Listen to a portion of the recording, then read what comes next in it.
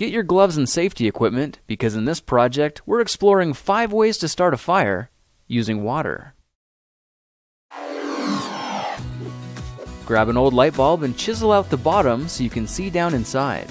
Now pour in a bit of hot water, and when you shake it vigorously, you'll notice the white coating washes right out.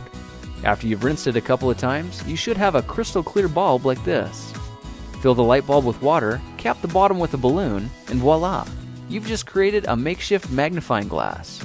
Go ahead and use your liquid light bulb to focus the sunlight on a piece of newspaper.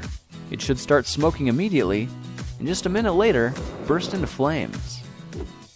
Find a small dish and line it with plastic wrap in a way that takes the shape of the bowl. You can add water until the bowl is nearly full and gather each of the plastic corners at the top. This will form a little liquid pouch, and by twisting the corners together, you can seal the water inside. You've just formed a clear liquid sphere that fits in the palm of your hand. Now put the sun behind you and focus the light on a dark piece of paper.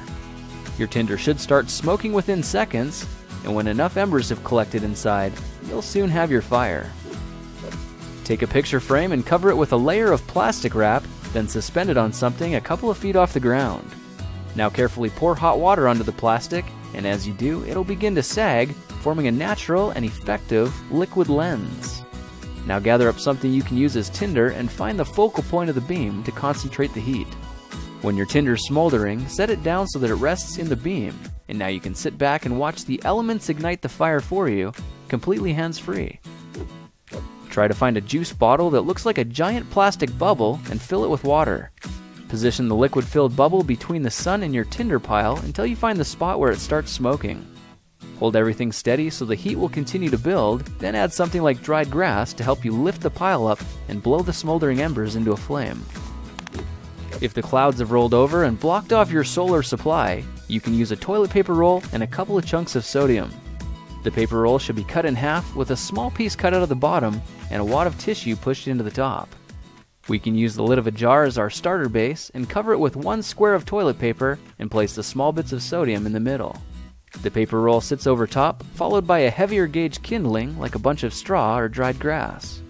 Now carefully pour a tablespoon of water into the base and run away.